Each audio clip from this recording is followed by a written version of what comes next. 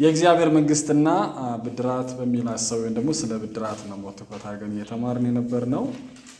የምንባብ ክፍላችን ራዕይ ምዕራፍ 22 ቁጥር 12 ነው።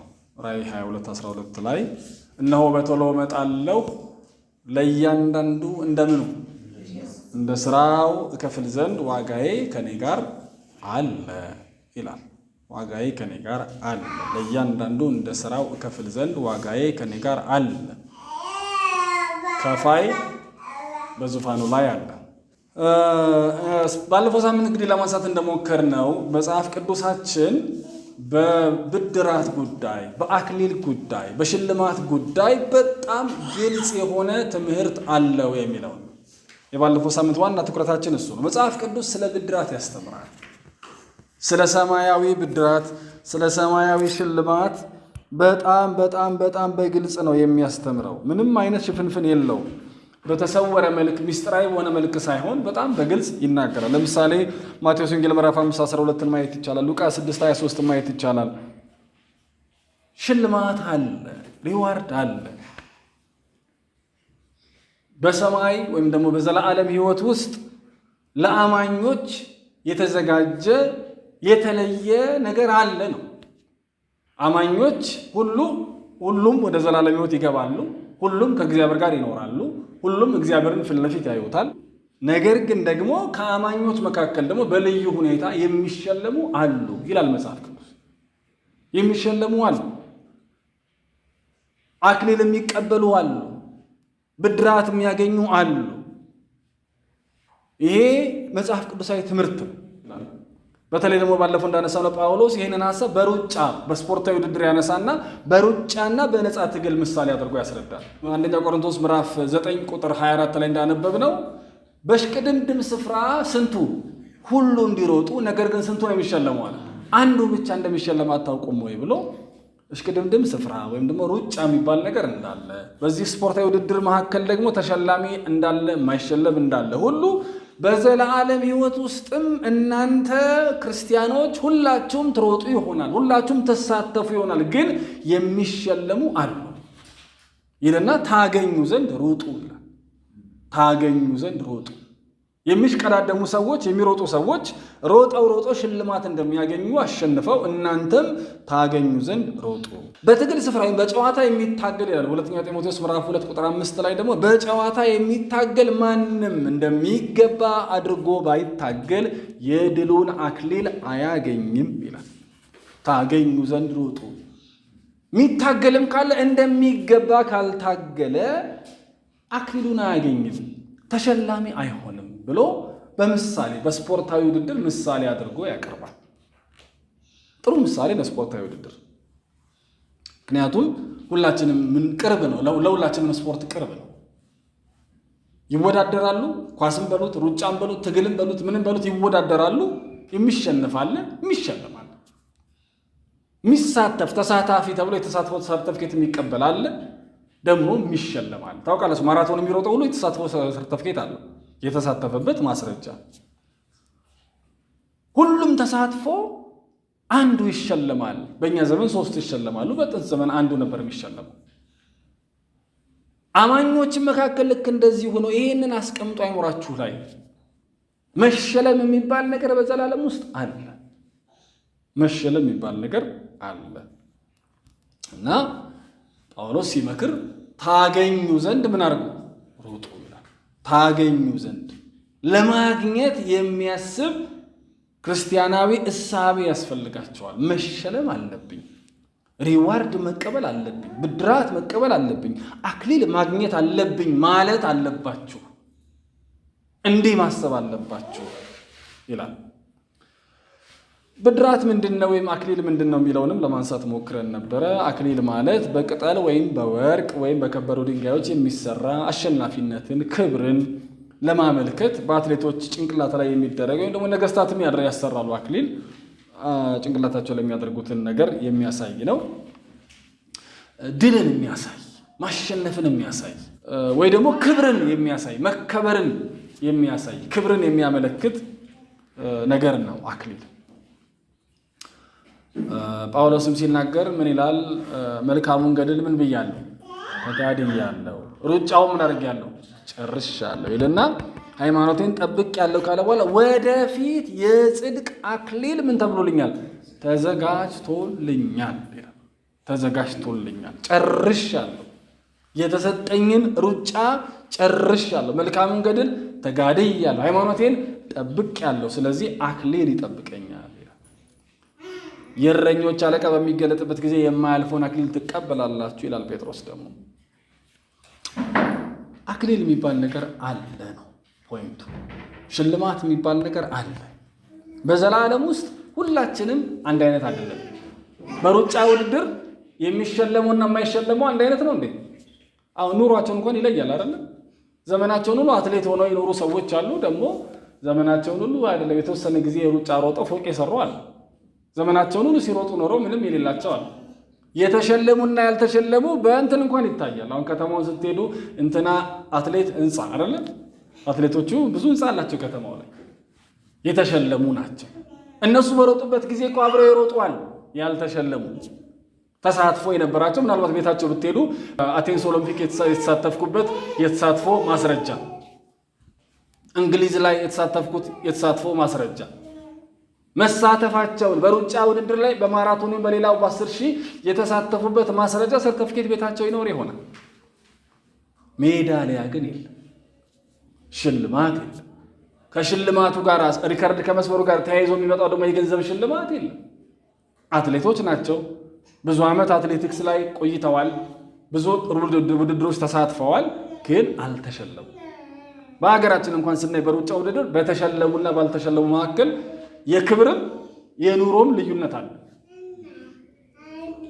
እሱን ነው የሚያነሳው ጳውሎስ። እሽቅድድም ላይ ሩጫ ላይ ይሮጣሉ ብዙዎች፣ ግን የሚሸለመው አንድ ነው፣ የሚከበረው አንድ ነው፣ ሌላም ጥቅም ካለ የሚያገኘው አንድ ነው።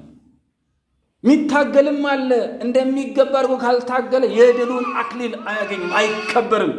አሸናፊ ተብሎ ሰው ትከሻ ላይ እንኮኳ አድርገውት ከተማ ላይ እየጨፈሩ አይዞሩም። በክርስትና ውስጥ መሸለም የሚባል ነገር አለ። በዘላለም ሕይወት ውስጥ አሁን ብዙዎቻችን የምናስበው ስለ ዘላለም ሕይወት ብቻ ነው። እሱም እኮ ትልቅ ነገር ነው፣ እጅግ የከበረ ነገር ነው። ይህን ያላገኙ ብዙዎች አሉ። አሁን አልፈን ነው የምናወራው፣ ከፍ ያለ ነገር ነው የምናወራው። የዘላለም ሕይወት ከማግኘት ከፍ ያለ ነገር ስለሚናገር ቃሉ ስለሚል ከፍ ያለ ነገር ነው የምናወራው። ምክንያቱም ባለፈው ትምህርታችን ላይ ስለ ስራ አነሳን። በአዲስ ኪዳን እግዚአብሔር ስራ ሲሰጠን ስሩ ሲለን ብድራት አዘጋጅቶ ነው። እኔ እንደ ማንኛውም ክርስቲያን መኖር ነው የምፈልገው፣ ምንም ይሄ የስራ ኃላፊነት ውስጥ መግባት አልፈልግም፣ መጨነቅ መሰቃየት ምናምን መጨናነቅ አልፈልግም፣ በቃ እንደ ማንኛውም ዝም ብዬ ልኑር፣ ያችን ትኬቷን ብቻ ስጠኝ፣ የዘላለም ሕይወቷን እሷን ብቻ ሊያዝ፣ እሷን ትኬት ይዤ ልኑር ማለት ይቻላል። ያለፈ ነገር እፈልጋለሁ፣ ድኛለሁ፣ የዘላለም ሕይወት አግኝቻለሁ፣ ግን ደግሞ በዘላለም ውስጥ መሸለም እፈልጋለሁ ለሚሉ ደግሞ ማትጊያ፣ ማበረታቻ፣ አቅም መጨመሪያ አድርጎ እግዚአብሔር አስቀምጦ ለሚሰሩ እሰራለሁ ላሉ፣ ስራው ዋጋ ያስከፍላል፣ ዋጋ ልክፈል ያሉ ሐዋርያው ጳውሎስ በከተማው በመንደሩ በሰፈሩ እንደ ማንኛችንም መልካም ኑሮ መኖር ይችላል። አግብቶ ወልዶ ልጆች እያየ በሰፈሩ በአካባቢ መኖር ይችላል። ሰፈሩን ቀየውን ጥሎ ስንትና ስንት ኪሎ ሜትር አቋርጦ ዓለምን እየዞረ ወንጌል የሚሰብከው በገባበት ከተማ እየተደበደበ እየተሰደበ እየተዋረደ ወንጌል የሚያገለግለው ምን ፈልጎ ነው? መዳን ፈልጎ አይደለም። መዳኑማ በክርስቶስ ዳን። መዳን ፈልጎ ሳይሆን መሸለም ፈልጎ። ስለዚህ በዘላለም ውስጥ ከድነት ባሻገር ከመዳን ባሻገር ከድነት ባሻገር የዘላለም ክብር እፈልጋለሁ፣ ሽልማት እፈልጋለሁ የሚሉ አማኞች የሚኖሩት ሌላ ከፍ ያለ ኑሮ አለ። እሱን ነው ሊያሳየን የፈለገው ጳውሎስ። መዳኔ ብቻ ይበቃኛል ብለው የሚኖሩ ይኖራል። ግን ደግሞ ከድነት በኋላ የከበረ ሕይወት አለ፣ እሱን መቀዳጀት እፈልጋለሁ ብለው የሚያስቡ አማኞች ካሉ እነሱ ለማበረታታት እግዚአብሔር ለነሱ ያዘጋጀው ሽልማት አለ። ጳውሎስ ሽልማት ብሎ በማንሳት ሩጫና ትግልን እንደ ምሳሌ ነው ያቀረበው ብያቸዋለሁ። ምሳሌያዊ ገለጻ ነው። አክቹዋል የሆነው ነገሩ ግን ስራ ነው። በምሳሌ የተገለጸው ነገር አክቹዋል ነገሩ ወይም ፍሬ ነገሩ ስራ ነው። ለዚህ ጥሩ ማሳያ የሚሆንን አንደኛ ቆሮንቶስ ምዕራፍ 3 ቁጥር 11 እስከ 15 11 እስከ 15 አገኛችሁት?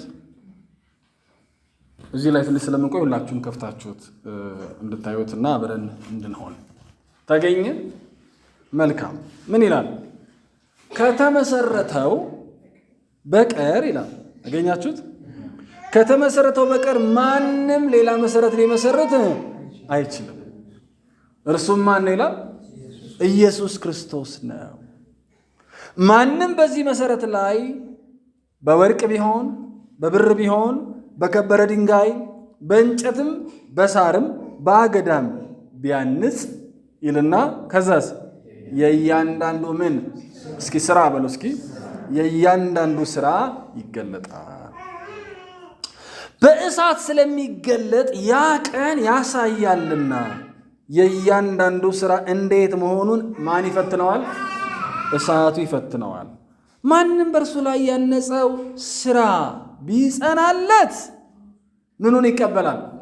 ደሞዙን ይቀበላል። የማንም ስራ የተቃጠለበት ቢሆን ግን ምን ይልበታል?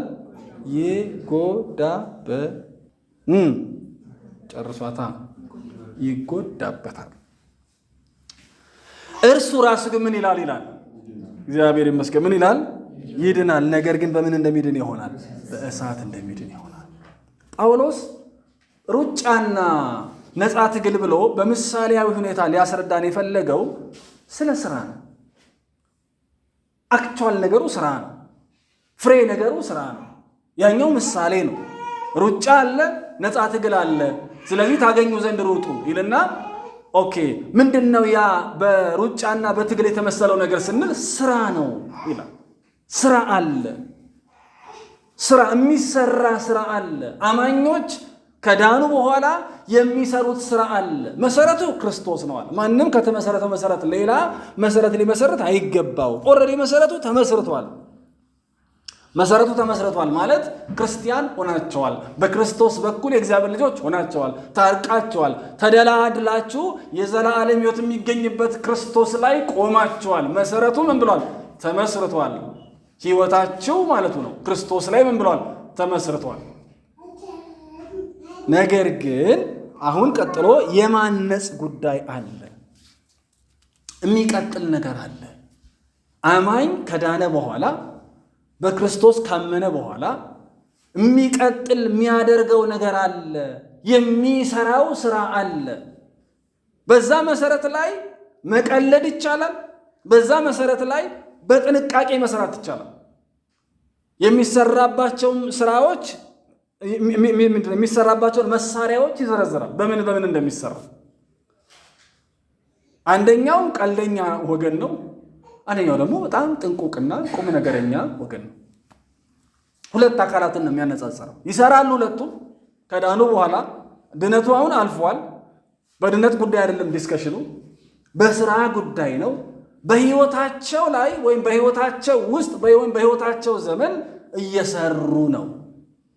ሁለቱም አካላት የእያንዳንዱ የሚለውን ቃል ስናየው ሁለት አካላትን የሚያነጻጽረው ወይ ደግሞ ሁለት አማኞችን ብለን መውሰድ እንችላለን። ወይ ደግሞ ሁለት አይነት የአማኞች ግሩፕ ማድረግ እንችላለን። የሆነ አይነት ግሩፕ አለ አማኝ የሚባል፣ ሌላ አይነት ደግሞ ግሩፕ አለ አማኝ የሚባል። ሁለቱም እያነጸ ነው። ሁለቱም እየሰራ ነው። እየሰሩ ቁጥር 12 ላይ ማንም በዚህ መሰረት ላይ በክርስቶስ ኢየሱስ ባገኘው ህይወት ላይ ማለት ነው። በክርስቶስ ኢየሱስ ባገኘው ህይወት ላይ በዚህ መሰረት ላይ ቆሞ በዳነበት መሰረት ላይ ቆሞ ጸጋው በእምነት አድኗቸዋል፣ ይህም የእግዚአብሔር ስጦታ ነው እንጂ ከእናንተ አይደለም፣ ማንም እንዳይመካ ከሥራ አይደለም በሚለው መሰረት ላይ ቆሞ እዛ መሰረት ላይ ሆኖ መስራት ይጀምራል። ማነጽ ይጀምራል። ሲሰራ በወርቅ በብር ከዛስ በከበረ ድንጋይ ሊሰራ ይችላል። እንደዚህም ይሰራል። ማንም የተባለው እገሌ ከበደ አየለ በሉት አማኝ ነው፣ በጌታ ነው፣ ክርስቶስን ተቀብሏል፣ እግዚአብሔርን አውቋል፣ ድነትን አግኝቷል፣ የዘላለም ሕይወት ተቀብሏል። አሁን እየሰራ ነው። ከዳነ በኋላ ራሳችሁን አስቀምጡ። ጌታን ካገኘችሁ በኋላ ያላችሁን ጉዞ እዩት። ጌታን ካገኘን በኋላ ያለን ጉዞ ውስጥ ያለውን ጉዞ ነው የሚያሳይ፣ ሂደቱን፣ ፕሮሰሱን ወደ ጌታ እስከምንሄድበት ጊዜ ድረስ ያለውን ፕሮሰስ። ማንም እኔ ልሆን እችላለሁ፣ አንተ ወይ አንቺ። ማንም ተነስቶ ሲሰራ በወርቅ ሊሰራ ይችላል፣ በብር ሊሰራ ይችላል፣ በከበረ ድንጋይ ደግሞ ሊሰራ ይችላል። እነዚህ ወርቅ፣ ብር፣ የከበረ ድንጋይ የሆነ አይነት ማዕድን ናቸው አይደለ? ካታጎሪ እሱ ነው። ደግሞ ሁለተኛው ካታጎሪ በእንጨት ይሰራል፣ ከዛስ በሳር ይሰራል፣ በአገዳ ደግሞ ይሰራል። ተመልከቱ። ወርቅ፣ ብርና የከበረ ድንጋይ ሲል እንግዲህ ብዙ ነገር ነው እዛ ውስጥ ያለው። እንጨት፣ ሳርና አገዳን ደግሞ አስቡ። ሁለቱን አነጻጽሯቸው። አዳኑ ነው ሳር የሚለው ነው ያስቃል አይደል? በሳሩ ለሚሰራል። አሁን ችግሩ በሳር መስራቱ፣ በእንጨት መስራቱ፣ በወርቅና በምና መስራቱ አለው። ችግሩ መፈተኛ መሳሪያው የተሰራው ስራ ቼክ የሚደረገው በውሃ ቢሆን ችግር የለውም። ውሃ በመድፋት እስኪ የሰራው ስራ አሪፍ ነው አይደለም ተብሎ ውሃ ድፍት ቢደረግበት። አሁን ለምሳሌ የሳር ቤት አለ አይደል? የሳር ክዳን ያላቸው ቤቶች አሉ።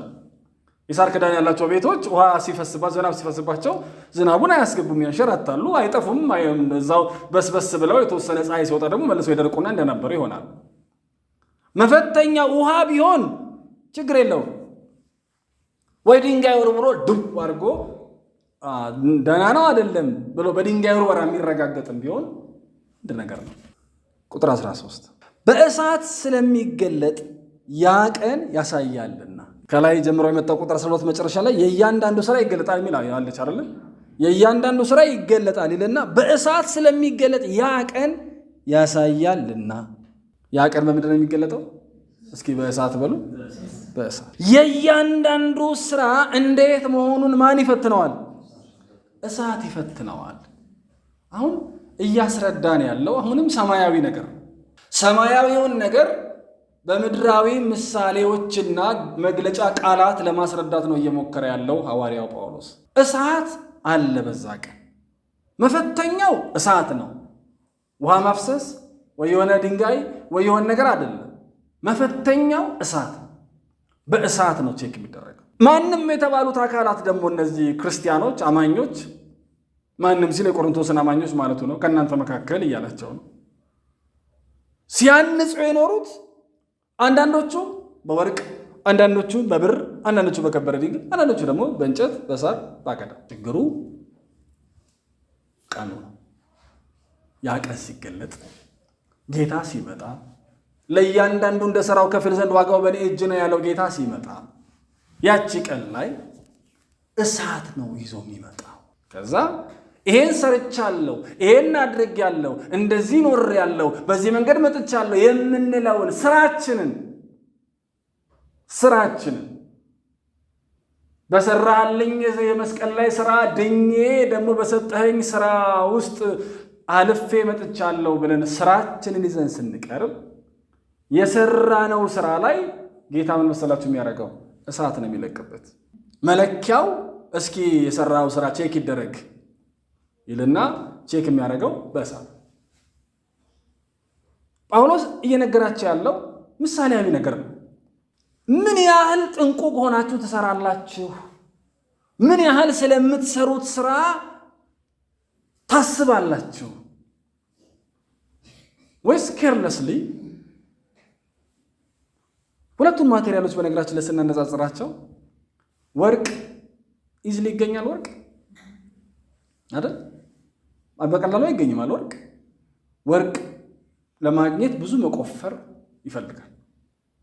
በጣም ረጃጅም ጉድጓዶች ነው የሚቆፍሩት ወርቅ። እነዚህ የከበሩ ድንጋዮች የሚባሉትን ለማውጣት በኪሎ ሜትሮች ነው ወደታች የሚቆፈረው። ሳር ለማግኘት ሳር እዚህ በር ላይ ነው። ሳር የትኛውም ቦታ ላይ አለ። ሳር ማለት በቀላሉ በርካሽ ዋጋ ያለምንም ልፋት ያለምንም ጥረት የሚገኝ ነገር ነው። ሳር አገዳ ልክ እንደዛ። አገዳ ማለት ጀስት የሚጣል ነገር ሊሆን ይችላል። አገዳ ሰው ቆሻሻ ብሎ የሚጠላው ነገር ይሆናል። እንጨት እንደውም እንጨት ትንሽ ይሻላል። እንጨት ሄዶ ዛፍ መቁረጥ ምናምን ይፈልጋል፣ ወይ ደግሞ ተክሎ ዛፍ ማሳደግ ሊፈልግ ይችላል። እንጨት በጣም ርካሽና በቀላሉ የሚገኙ ነገሮች ናቸው። ወርቅ፣ ብርና የከበሩ ማዕድናት የሚላቸው ደግሞ ድንጋዮች የሚላቸው ደግሞ በጣም አልፊ አድካሚ በሆነ መንገድ የሚገኙ ናቸው። የሆነ ጊዜ ላይ ካስታወሳችሁ የቺሊ ማዕድን አውጪዎች መሬት ውስጥ ገብተው ትችላቸዋል። ያለ መነጋገር የሆነው ነበር። በኪሎ ሜትሮች ነው የገቡት እና እዛ እያሉ ተደፈነ ጉድጓዱ፣ ግንኙነት ተቋረጠ። ደቡብ አፍሪካ ውስጥ አሁን አውቶላ የሚባል የወርቅ ማዕድን ማውጫ መቆፈሪያ ጉድጓድ አለ።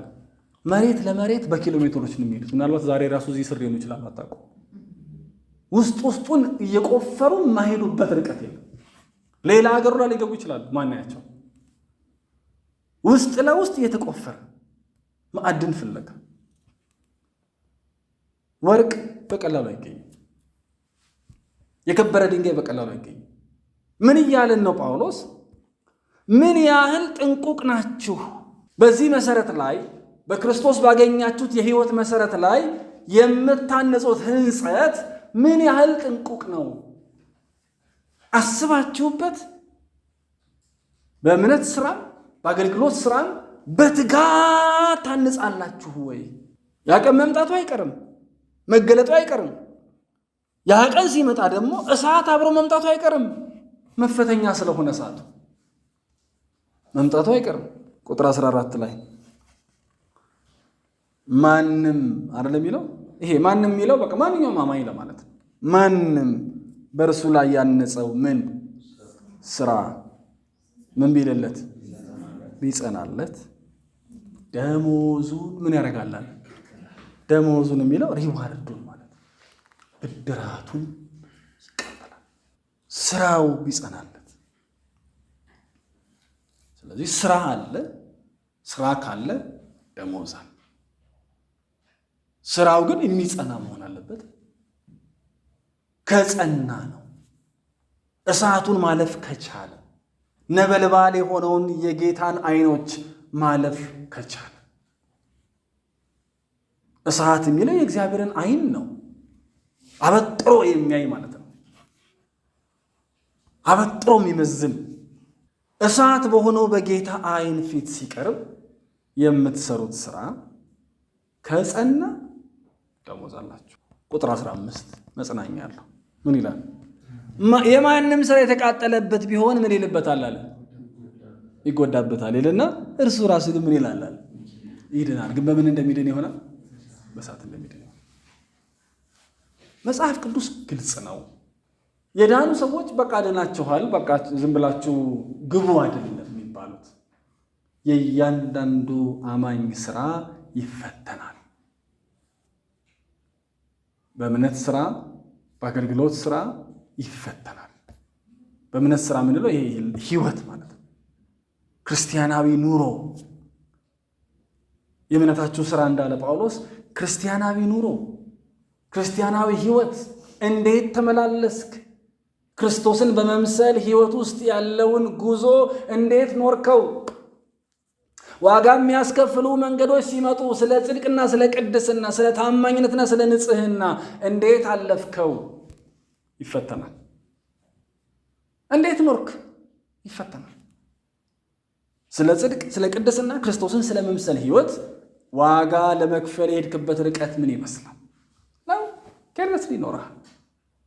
ከቁብ ሳትጽፈው ዋጋ ሳትሰጠው በሳርና በአገዳ እንደሚያንጽ ግዴለሽ ኖረሃል ወይስ ክርስቶስን ስለመምሰል ራስህን አማጥነህ ዋጋ ከፍለህ ኖረሃል ወይ? ኖረሻል ወይ? ጌታ ጠይቃ። ስለምትናገሩት እንኳን ትጠየቃላችሁ አለ እኮ ኢየሱስ። ሌላውን ተውት። ሰው ስለሚናገረው ከንቱ ቃል እንኳን ይጠየቃል። እያንዳንዱ የህይወታችን ፍሬ ይታያል። በጌታ ፊት ደግሞ ማንም መሸወድ አይችልም። እሳቱን ማምለጥ አይችልም። እሳት ላይ ስትጥሉት ወርቅ ከሆነ ይተርፋል፣ የከበረ ድንጋይ ከሆነ ይተርፋል፣ ብር ከሆነ ይተርፋል፣ አገዳ ከሆነ ይቃጠላል። በጌታ ዓይን ፊት ማለፍ አይቻልም፣ ማታለል አይቻልም። አሁን ሳር እንደምን አድርጎ ነው እሳትን የሚያታልለው? በምን መንገድ ነው እሳትን አታሎ ሊያልፍ የሚችለው? ማለፍ አይችልም። በጌታ ዓይን ፊት ማናችንም ማለፍ ማምለጥ አንችልም። ይድናል አይድንም አላል ማለት ስራው ስለተቃጠለ አይድንም አይልም። ድነት በመልካም ስራ ስላልሆነ በክርስቶስ ስራ ስለሆነ የምንድነው። ማንም እንዳይመካ ከስራ አይደለም ተብሎ እንደተጻፈ መዳን በጸጋ ስለሆነ ቤዛነቱን ስለተቀበልን ስለሆነ የምንድነው። የመዳን መሰረት ክርስቶስ ስለሆነ እምነት ስለሆነ በሱ ስላመንን እንድናለን። ይድናል ግን በእሳት እንደሚድን ይሆናል። በጭንቅ ነው የሚድነው። ይህንን የሚለው ሐዋርያው ጳውሎስ፣ ስለ ጸጋ በጣም የሰበከን ጳውሎስ፣ ስለ እምነት በጣም የተናገረው ከየትኛውም ሐዋርያ በላይ ጳውሎስ። ስለዚህ በጸጋ ነው ብሏል ሐዋርያው ጳውሎስ፣ በእምነት ነው ብሏል ጳውሎስ ምናምን ብለን የጳውሎስን አለ የምንጠቅሰው እሱ ራሱ ይሄ የምንጠቅስለት ብዙ የምንጠቅስለት ሰው ይህንንም ብሏል። ይድናል ግን በእሳት እንደሚድን ይሆናል። የሚቃጠል ነው ወይስ የሚጸና? በምንድን ነው እያነጽን ያለ ነው? እየሰራን ነው ወይ? በመጀመሪያ እየሰራን ነው ወይ? እየሰራን እስከሆነ በምንድን ነው እየሰራን ያለ ነው? እየሰራን ያለንበት ማቴሪያል ወይም ደግሞ የህይወት አይነት ይወስነዋል ደሞዛችን። ስለዚህ የማንም ስራ ከጸና ደሞዙን ይቀበላል ብሎ ደሞዝ የሚባል ነገር እንዳለ በጣም ግልጽ ያደርጋል ጳውሎስ። አዲስ መደበኛ ትርጉም ስራው የተቃጠለበት ግን ሽልማት ይቀርበታል ይላል። እርሱ ግን ይድናል። ይሁን እንጂ የሚድነው በእሳት ውስጥ በጭንቅ እንደሚያልፍ ሆኖ ነው ይላል። ስራው የተቃጠለበት ሽልማት ይቀርበታል። በጌታ ፊት ስንቀርብ ምንም አይነት ስራ ይዘን ካልቀረብን ያ ስራ ከተቃጠለ ከንቱ ከሆነ ሽልማት ይቀርበታል። እሱ ግን ይድናል። በእሳት ውስጥ በጭንቅ እንደሚድን ሆኖ ይድናል። እግዚአብሔር ይርዳል። ወገኖች ምንድን ነው እያልን ያለ ነው መሰላችሁ? በዳነ ሰውና ባልዳነ ሰው መካከል ልዩነት አለ አይደል? አለ አይደል? የዳነ ሰውና ያልዳነ ሰው አስቡ። የዳነ ሰውና ያልዳነ ሰው ያለው መካከል ያለው ልዩነት የገደል ያክል ነው። ያልዳነ ሰው ወደ ዘላለም እሳት ይሄዳል። የዳነ ሰው ደግሞ ወደ ዘላለም መንግስት ይገባል። በዳነ ሰውና ባልዳነ ሰው መካከል ያለው ልዩነት በጣም ግልጽና በጣም ሰፊ ነው። እና ብዙዎቻችን የምናስበው በዳኑ ሰዎችና ባልዳኑ ሰዎች መካከል ስላለው ልዩነት ነው። እኔ ድኛለሁ፣ ያልዳኑ ሰዎች አሉ። ያልዳኑ ሰዎች ወደ ዘላለም እሳት ሲሄዱ እኔ ወደ ዘላለም ሕይወት እገባለሁ። ሃሌሉያ፣ እግዚአብሔር ይመስገን፣ ደስ ይለናል። እዚህ ጋር ነው የምንቆመው። በጣም ብዙ አማኝ እዚህ ጋር ይቆማል። ጳውሎስ ያልፋል ከዚህ። በዳኑ ሰዎችና ባልዳኑ ሰዎች መካከል ልዩነት እንዳለ ሁሉ በዳኑ ሰዎችና በዳኑ ሰዎች መካከልም ልዩነት አለ። በጣም ብዙ የምናስበው በዳኑና ባልዳኑ መካከል ስላለው ልዩነት ነው። በዳኑና በዳኑ መካከል በሁለት ያመኑ የዳኑ ሰዎች መካከል በአማኞች መካከል በዘላለም ውስጥ ልዩነት አለ። የሚሸለም አማኝ አለ፣ የማይሸለም አማኝ አለ። በሩጫ ሜዳ ላይ አትሌቲክስ ሩጫ ላይ ምናልባት ማራቶንን ምሳሌ መውሰድ ይቻላል። በማራቶን ሩጫ ላይ በጣም በብዙ መቶ የሚቆጠሩ ሯጮች ገብተው ተሳታፊዎች ይሆናሉ። የሚሸለሙ ደግሞ አሉ። በሚሸለሙና በተሳተፉ መካከል ልዩነት እንዳለ ሁሉ ልክ እንዲሁ ስራቸው በጸናላቸው እና ስራቸው በተቃጠለባቸው መካከል ልዩነት አለ። ይህን በደንብ መገንዘብ አለብን። ለዛ ነው ታገኙ ዘንድ ምን አደረገዋለን? ሩጡ የሚለን ለዛ ልዩነት ስላለ። በዘላለም ውስጥ በአማኞች መካከል ልዩነት አለ። ይሄን ማወቅ ልዩነት አለ። ጳውሎስ ስለ አገልግሎቱ ትጋት ሲናገር ሁለተኛ ጢሞቴዎስ ምዕራፍ 2 ቁጥር 10 ላይ በክርስቶስ ኢየሱስ ያለውን መዳን ከዘላለም ምን ጋር ክብር ጋር እንዲያገኙ ስለተመረጡት ምን አደርጋለሁ? ሁሉን እታገሳለሁ፣ ጸናለሁ። የዘላለም ሕይወትን ከክብር ጋር፣ የዘላለም ሕይወትን ከክብር ውጪ፣ የዘላለም ሕይወት በክብር፣ የዘላለም ሕይወት ያለ ክብር። የዘላለም ሕይወት ራሱ ሁለት አይነት ነው ለማለት ነው። ዘላለም ሁለት አይነት ነው አይደል? ዘላለም ሁለት አይነት አይደል? ዘላለም ሁለት አይነት ነው። የዘላለም ሕይወት አለ፣ የዘላለም ሞት አለ። የዘላለም ሕይወት ራሱ ሁለት አይነት ነው። የዘላለም ሕይወት በክብር አለ፣ በሽልማት አለ። የዘላለም ሕይወት ያለ ሽልማት አለ። ከኔ ጋር ናቸው። ዘላለም በሁለት ይከፈላል፣ የዘላለም ሕይወትና የዘላለም ሞት። የዘላለም ሕይወት ራሱ በሁለት ይከፈላል፣ ዘላለማዊ ሽልማት ያለበት የዘላለም ሕይወትና ዘላለማዊ ሽልማት የሌለው የዘላለም ሕይወት። ስለዚህ ባመነና ባላመነ መካከል ልዩነት እንዳለ፣ ያላመኑ ወደ ዘላለም እሳት እንደሚሄዱ፣ ያመኑ ወደ ዘላለም ሕይወት እንደሚገቡ ልዩነታቸው ሰፊ እንደሆነ ባመኑት መካከልም ልክ እንደዚሁ ልዩነት አለ፣ የሚሸለሙና የማይሸለሙ። አሁን ይሄ ከፍ ያለ ነገር ስናስብ ነው። ምናልባት ለዘመናችን ክርስትና ሀገራችን ላይ ለሚሰበከው ቅንጦት ሊመስል ይችላል። ቅንጦት ሊመስል ይችላል።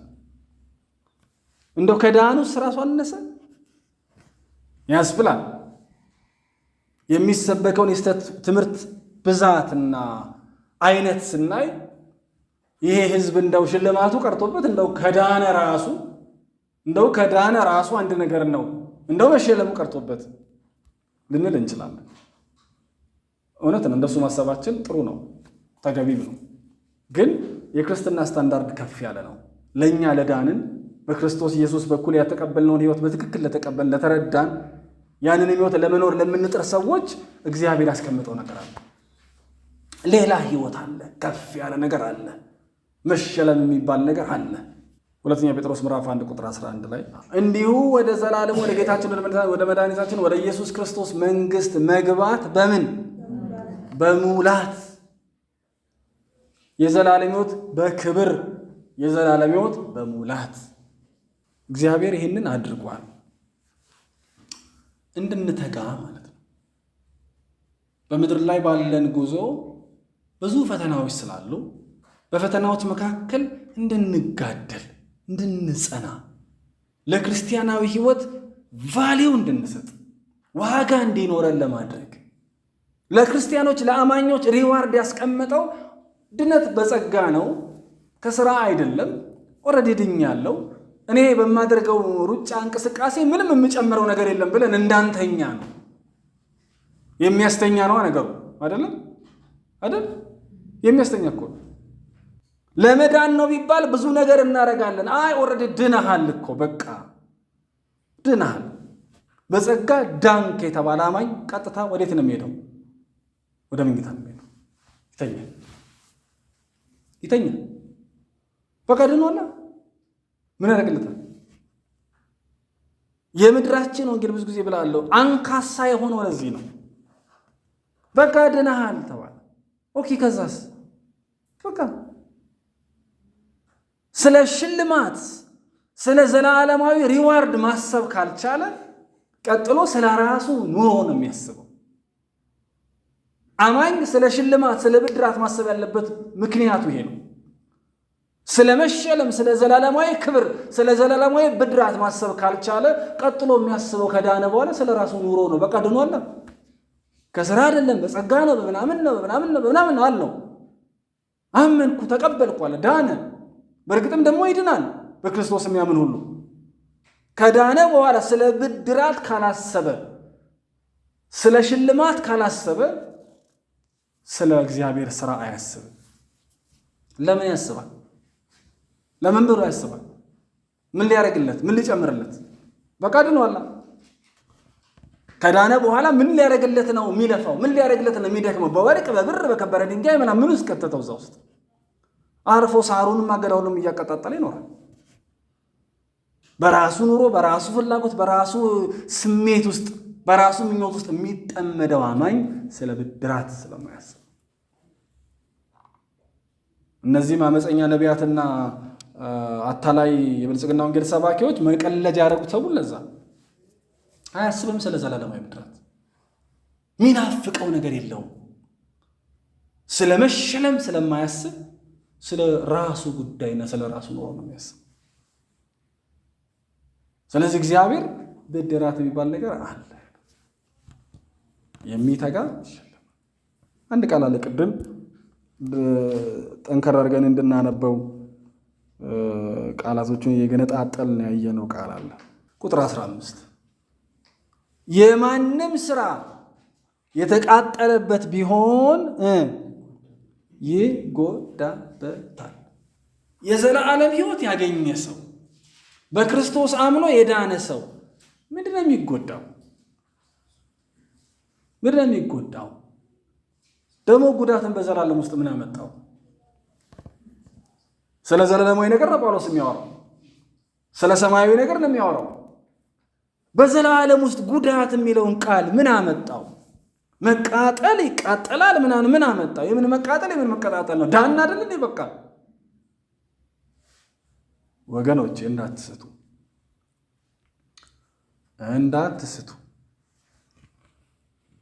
በዘላለም ውስጥ ልዩነት አለ።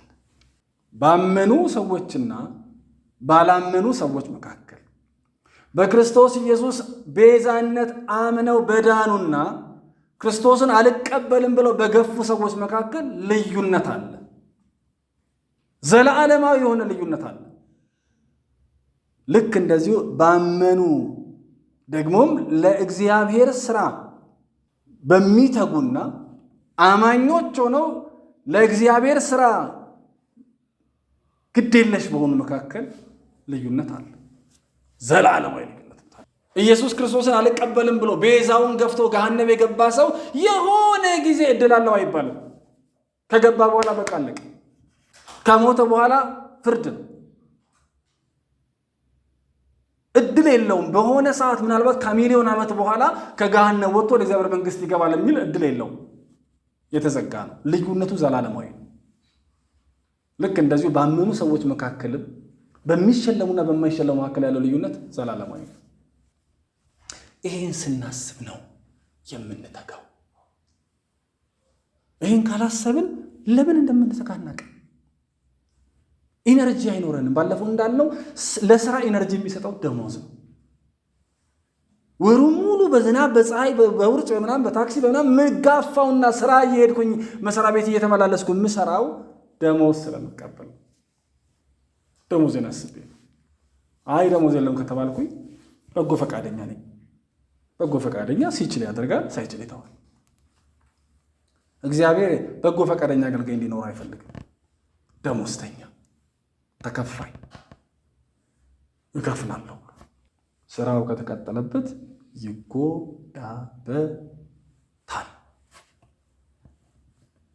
ወገኖቼ በደንብ አስቡ።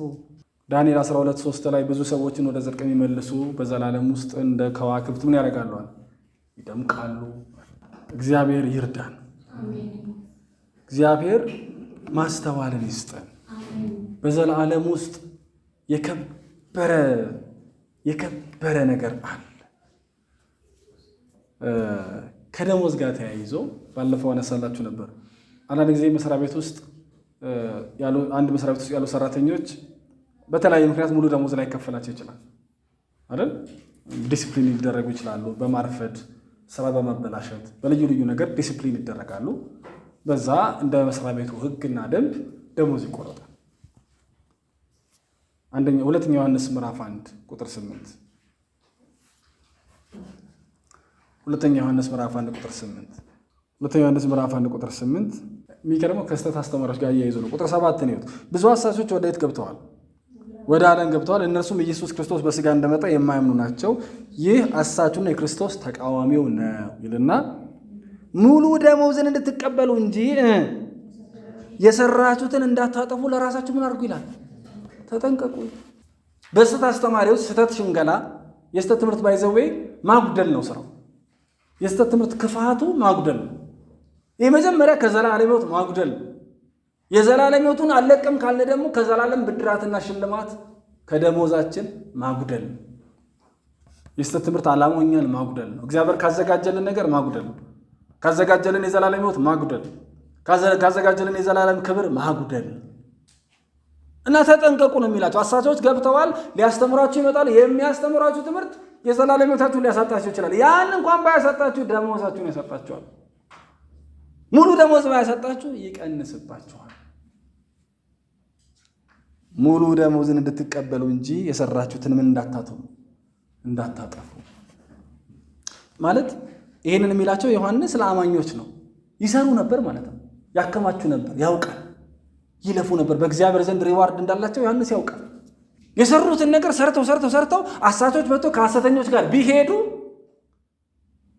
አንድ የዘላለም ሕይወታቸው ሊያጡ ይችላሉ። ያ እንኳን ባይሆን ደሞዛቸውን ያጣሉ። እንዳታጠፉታል፣ ተጠንቀቁ ሲል ሙሉ ደሞዝ የሚባል ነገር አለ። ግማሽ ደሞዝ አለ፣ ሙሉ ደሞዝ አለ።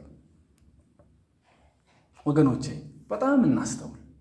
በዘላለም ውስጥ ልዩነት አለ።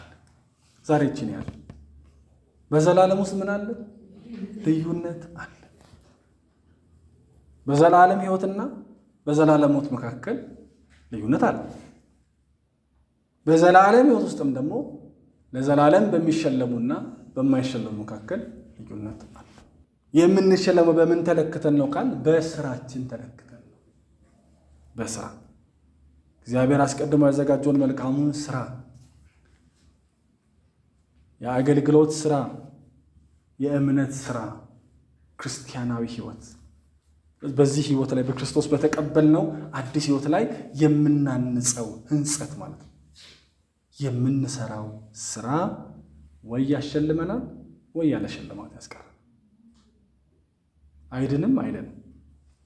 በክርስቶስ ኢየሱስ አምኖ ላይድን ይችላል አይደለም፣ ይድናል። ግን በጭንቅ መዳን ምን አይነት ይሆን? ምን አይነት መልኩ ምን አይነት ይሆን? በጭንቅ መዳን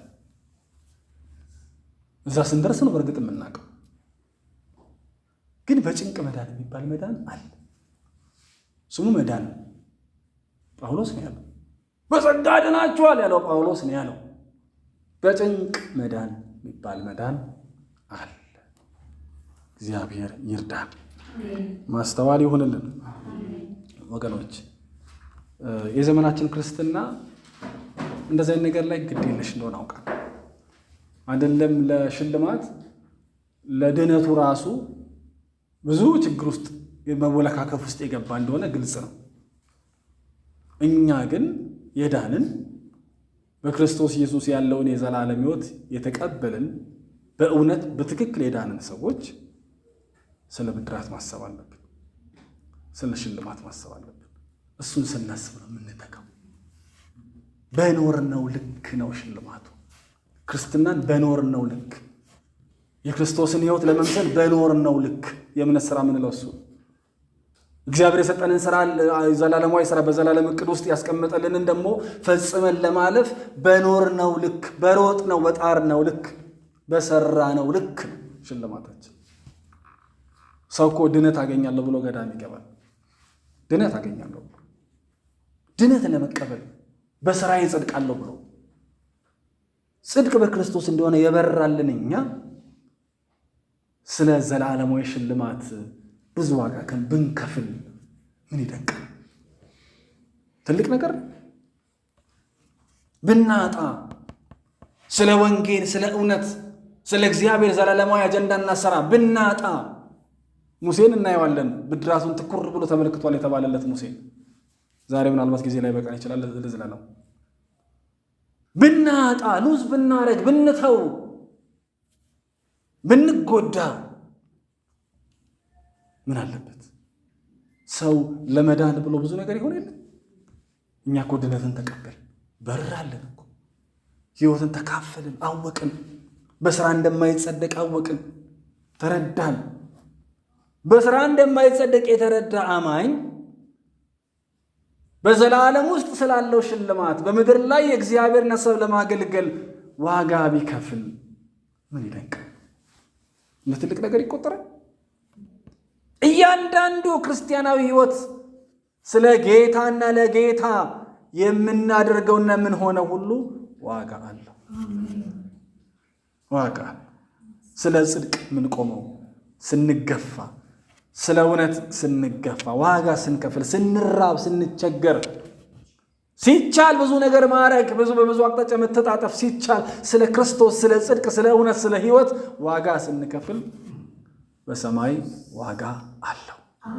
እግዚአብሔር ይቆጥራል። ለዛ ለእያንዳንዱ እንደ ሥራው ከፍል ዘንድ አየዋለሁ። በሚያበጥር ዓይን የሚያይ ጌታ አለ። ያየዋል። የምናልፍበትን ያየዋል። ከፋይ አለ።